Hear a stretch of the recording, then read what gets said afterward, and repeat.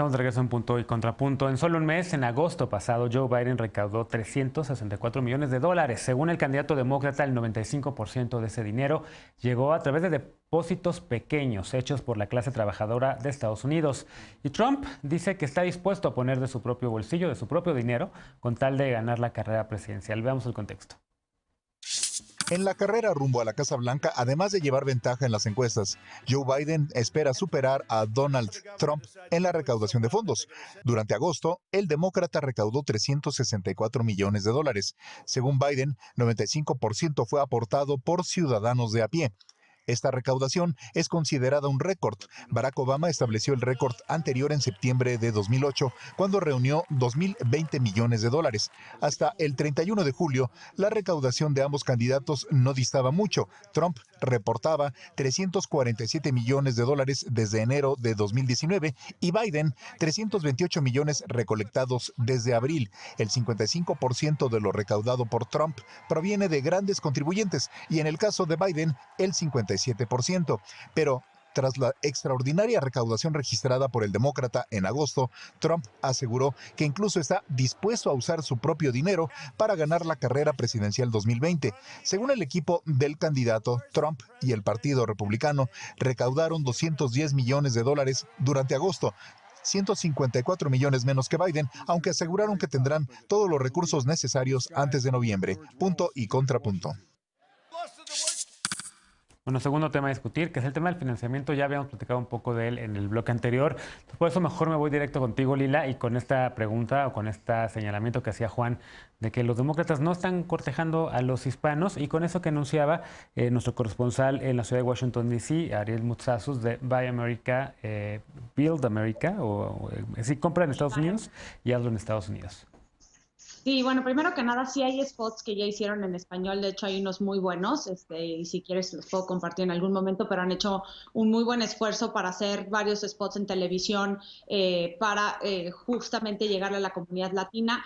De hecho, ahorita han reservado $280 millones la campaña de Biden para lo que falta en los próximos 52 días para la elección del 3 de noviembre para hacer spots en televisión, al igual que anuncios digitales por medio de redes sociales y demás, que es uno de los puntos que ahorita se ve débiles en la campaña de Trump.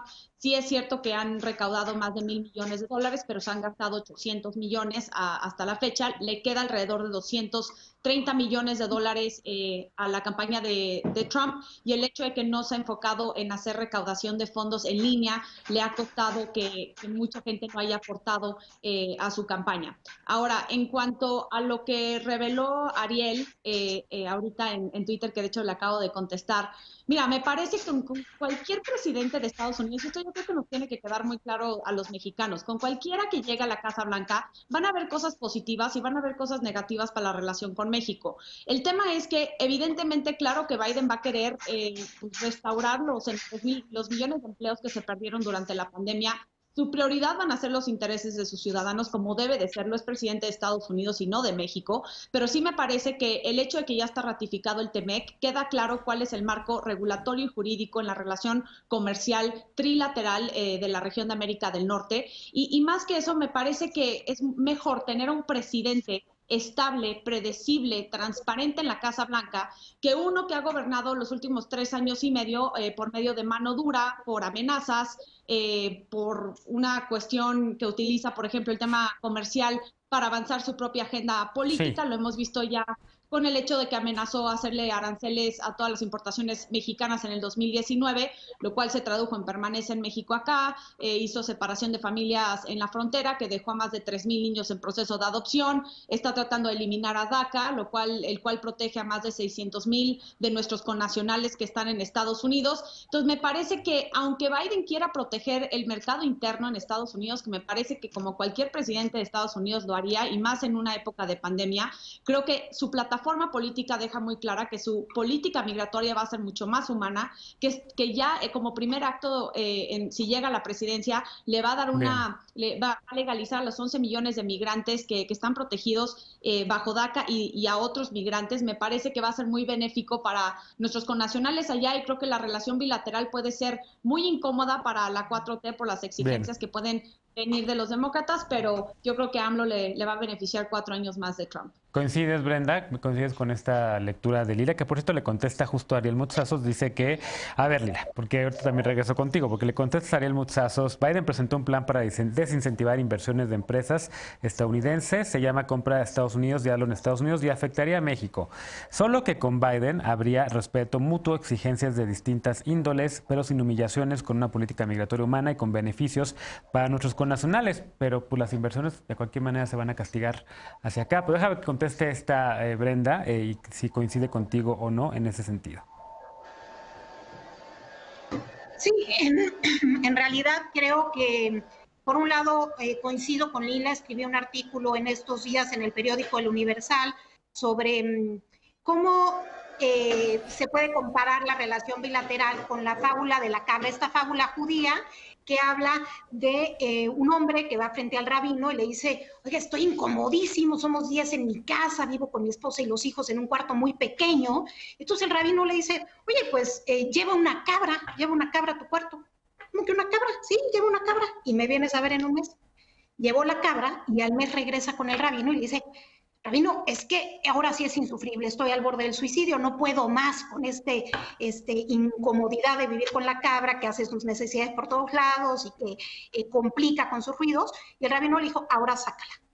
El hombre regresó y sacó a la cabra y la familia nunca se sintió tan cómoda en su casa, nunca la sintió tan grande.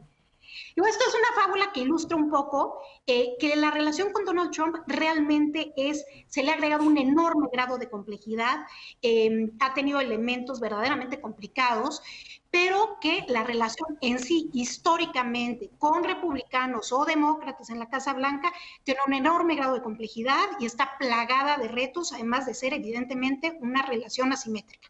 Esto por un lado.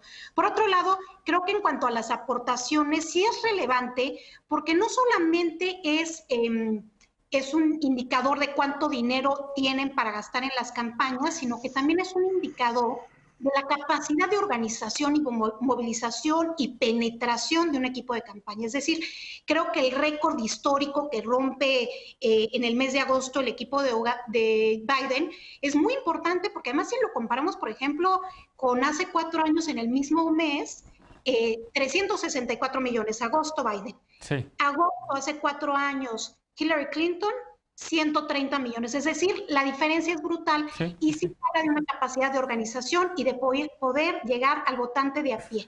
Creo que eso es fundamental, sobre todo en los estados bisagra, ¿no? En estos estados que van a decidir la elección y que recordemos, porque de repente decimos, bueno, ganó Trump y ya, pero recordemos que en 6 estados en la elección del 2016, el porcentaje de diferencia entre Trump y Hillary Clinton fue de menos del 2%. Entonces, unos cuantos votos, un pequeño cambio en la preferencia electoral puede dar un resultado diferente en un sistema electoral tan complejo como lo es el estadounidense. Claro. Sawi, ¿cómo lo ves tú? Este plan también que presenta Biden ahora, el tema del dinero ya lo habías mencionado también, y el cortejo a los hispanos. Sí, Genaro, muchas gracias. Quisiera empezar con el tema de los hispanos. No es que haya venido preparado como lo suele hacer, pero mira, aquí traigo el libro de Chuck Rocha. Tú recordarás que él fue el coordinador de la campaña latina de Bernie y que Bernie Sanders ganó Nevada con el 60% de los votos, gracias a la comunidad latina, y ganó también California. Chuck Rocha ha estado escribiendo mucho sobre la falta de atención de la campaña de Biden a la comunidad latina, y es que no basta con sacar anuncios en español para que un latino vote por ti, ¿no? También hay que atender muchos de los temas que a los latinos en Estados Unidos le importan, particularmente uno que impulsaba Bernie Sanders, que es muy importante para los latinos, es el tema del sistema de salud. No entró en la plataforma demócrata, en la Convención Demócrata de este año, se rechazó, a pesar de que un 80% de los votantes demócratas están a favor del Medicare for All, ¿no? Y es un tema muy importante para los latinos. Sí me parece que Biden ha estado dando por sentado tanto el voto progresista como el voto de las minorías. Incluso tuvo un episodio muy desafortunado donde le dijo a una votante, es que si tú no votas por mí, tú no eres afroamericana, ¿no? Y lo hicieron papilla con los memes. Mientras que se ha estado acercando mucho a los votantes conservadores y a los votantes de centro, también con este esfuerzo del Lincoln Project, tratando de atraer a los decepcionados del trumpismo, a los never Trumpers, ¿no? Nunca voy a votar por Trump. Incluso vimos al gobernador Kasich, que no era un amigo de los migrantes, en la Convención Nacional Demócrata. Creo que por ahí puede estarse arriesgando un poco Biden a perder un poco de la base, tratando de atraer a votantes nuevos, ¿no? Sobre el tema que dices de Ariel Mutazos, yo lo vi un poco antes de entrar al programa y me arruinó también un texto que acabo de mandar a Globalítica, sí, porque es sobre la relación bilateral y no, pues no lo tomé en cuenta. Creo que, y yo digo en ese texto, creo que Biden, si bien es un ser humano mucho más predecible, mucho más estable, mucho más maduro y conocedor del tema de la política exterior, va a estar sujeto a muchas presiones, tanto de sindicatos como de sociedad civil. Recordemos que muchas de estas provisiones del sector laboral que se incluyeron en el TEMEC fueron presión y agenda de Nancy Pelosi. Y con muchos senadores que votaron en contra del TEMEC, como Cory Booker, como el mismo Bernie Sanders, claro, Elizabeth Warren, si bien Biden pues va a dejar de usarnos como su bolsa de boxeo, sí va a haber mucha presión en el Congreso de Estados Unidos para que México cumpla con estas normas laborales y no haya un abuso así percibido por claro, las empresas estadounidenses. Claro. Juan, ¿cómo lo ves tú? Ya te contestó Lila el tema de los hispanos. Sí hay entonces spots, sí hay, dice ella, una estrategia, aunque Sawi dice que Bernie Sanders se ha quejado justo de este tema y también pues de este plan que presenta Biden ahora. Sí, bueno, yo creo, la verdad es que sería un error seguir creyendo que el libre comercio va a seguir funcionando como lo hizo durante la primera década de este siglo. Sí hay una tendencia, al menos en temas comerciales, en temas de economía internacional, es que el nacionalismo económico va a ser la siguiente, por así decirlo, la siguiente tendencia para todos los países, y lo vemos hoy por hoy en los nuevos mecanismos, el TEMEC, por ejemplo, con la subida de insumos fabricados dentro de América del Norte para los automóviles. Lo vemos en la Unión Europea. No tienen por qué ser aranceles forzosamente para ser un país con nacionalismo económico. Pueden ser como medidas desde el simple hecho de exigir que un plátano, por ejemplo, tenga cierta medida para poder ser comercializado dentro de un país de la Unión Europea. Eso te habla de proteccionismo para algunos sectores de tu industria, algunos sectores que utilizan ese tipo de insumos, ¿no? Entonces, ese va a ser un tema crucial. Pero hay algo que sí me gustaría decir con el tema de la recaudación de dinero de la campaña, y son los cambios que estamos percibiendo para estas elecciones. Donald Trump lleva aproximadamente más de 100 millones recaudados, más de lo que recaudó hace 4 años. Estamos diciendo que le está entrando más dinero actualmente al presidente de Estados Unidos, aunque también hay que señalar que él empezó a recaudar dinero desde el día 1 en que tomó posesión como presidente de Estados Unidos con distintos PACs, ¿no? Entonces, eso es importante también señalarlo y entender y no hacer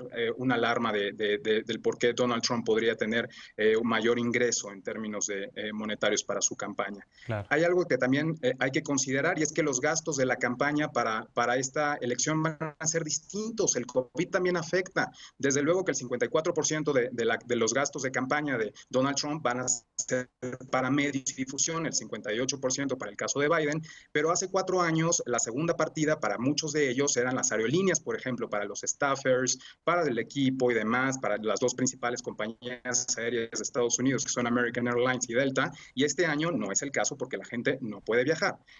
Sin duda, eso también cambiará el tipo de gasto que ejercerán los 2 candidatos a la presidencia. Y dos temas también muy puntuales y muy importantes. El tema, por ejemplo, de género. Por cada $3 que le entran a Donald Trump, 2 son de hombres y $1 es de una mujer. Para Biden, por ejemplo, hay paridad.